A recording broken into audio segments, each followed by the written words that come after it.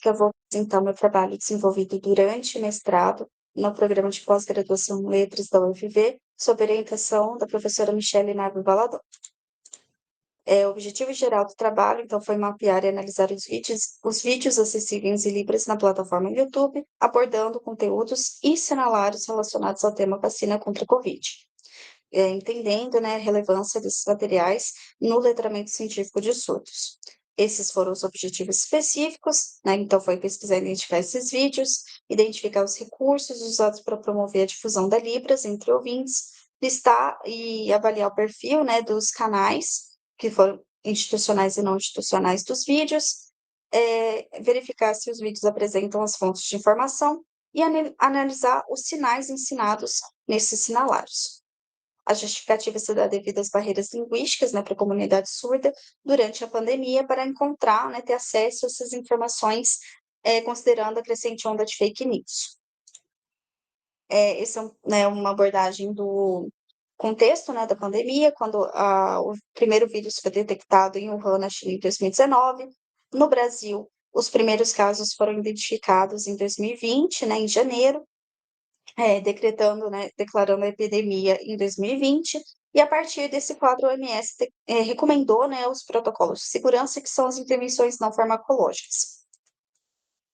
A gente presenciou também esse fenômeno da hesitação vacinal, né, que foi esse conflito entre a vontade, a liberdade individual e o bem coletivo, e isso tem que ser considerado a partir de um fenômeno complexo que vai além da falta de informações e de questões econômicas, porque pauta também posturas sociais, políticas e etc.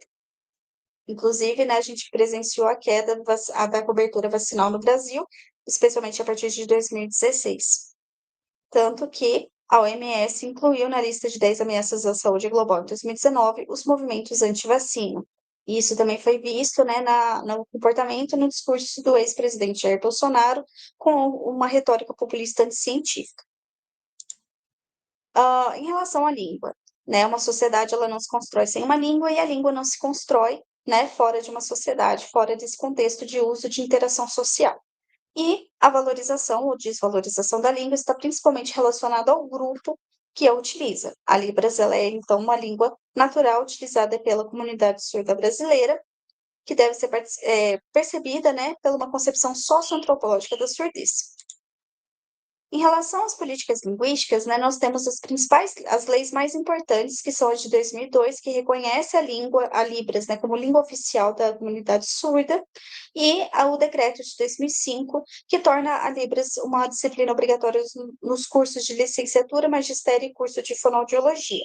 Nesse caso, as políticas, podem ser formais, né, como políticas públicas, como leis, decretos, e também informais, que são as formas como a linguagem, né, a forma de modos de falar o comportamento linguageiro são gerenciados. E através dessas leis, a comunidade ganha esse amparo institucional para reivindicar seus direitos.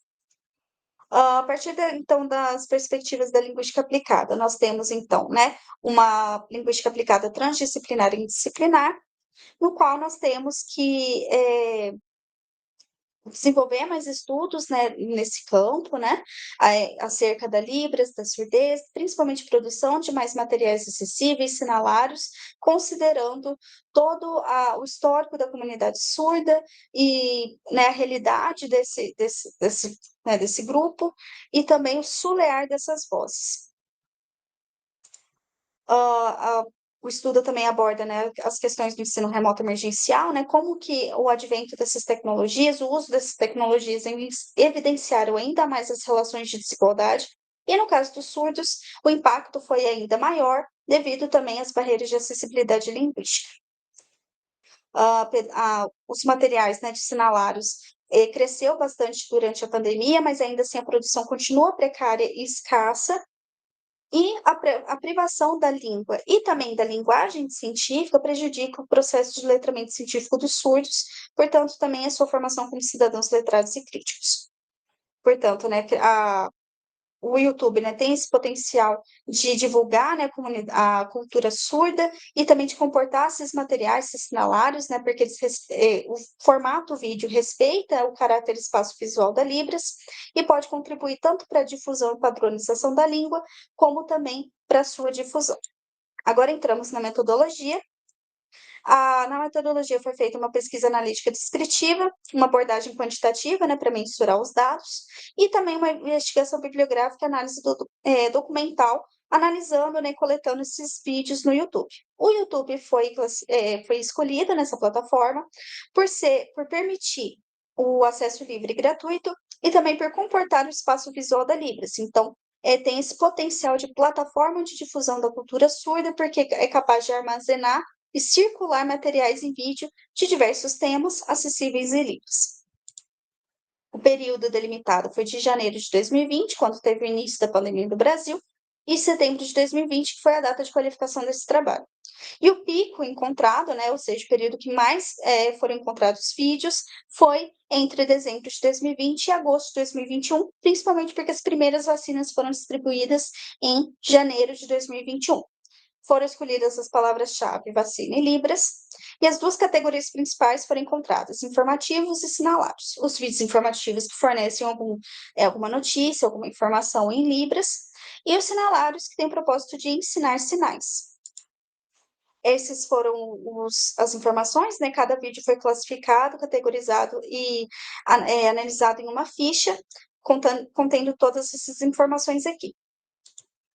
Os resultados. Bem, foram usadas, né, como já dito, essas palavras, né, vacina Libras, para encontrar os vídeos na plataforma.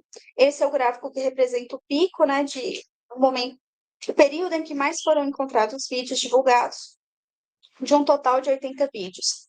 44 foram classificados como informativos, 32 como sinalados, informativos sinalados 3. A produção de sinalados, então, contribui muito para o letramento científico, mas, né, no entanto, tem a necessidade de criar sinais, preconceitos e áreas de conhecimentos mais específicos, principalmente os sinais termos, né? E também foi observado que tiveram poucos sinais termos no YouTube. Esses foram os sinais mais ensinados, né, como as repetições e variações, algumas frases também.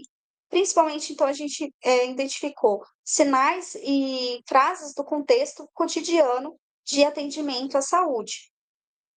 E também foram encontradas variações que ocorrem em qualquer língua natural.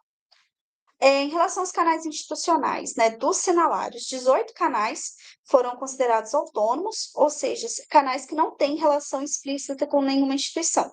Apesar de ter esse envolvimento maior da comunidade surda e pessoas envolvidas na produção desses sinalários, é importante que mais centros de pesquisa promovam esses materiais em plataformas acessíveis, principalmente através de projetos de extensão. Além disso, grande parte, né, 64,6% dos informativos não apresentam fontes de informação, o que é muito importante apresentar, principalmente com o papel, né, com o intuito do letramento científico. Não foi feita uma análise, né, do conteúdo desses vídeos informativos, mas principalmente o intuito foi realmente ver essa proporção e se eles permitem, né, a checagem das informações. Em relação ao público-alvo, né? Surdos e ouvintes foi 68,8%, ou seja, vídeos destinados a surdo, mas que promovem também a difusão da Libras, né, que permitem, né, tipo, contam com legendas e descrição de áudio. Em relação à qualidade dos vídeos, qualidade boa alta foi a maioria dos vídeos, no entanto, foi possível perceber que a maioria dos vídeos são caseiros ou com pouca edição. Isso também é uma questão a se considerar, porque os vídeos precisam ser visualmente atrativos até para conseguir um engajamento maior, né? Temos aí, dá para perceber nos resultados, né, que os vídeos têm poucas visualizações e poucas curtidas. Considerações finais, então, os sinalários são extremamente importantes para o letramento científico, no entanto, né, é necessário ter uma produção maior e também uma maior acessibilidade em plataformas acessíveis, como o YouTube. Além disso, né, é necessário considerar também que durante a pandemia os surdos tiveram maiores barreiras para ter acesso a essas informações e grande parte desses vídeos encontrados, os sinais se limitam a termos do cotidiano e também tem pouco engajamento e alcance. Portanto, é necessário que mais estudos sejam feitos e principalmente que esses resultados sejam mais acessíveis. Obrigada.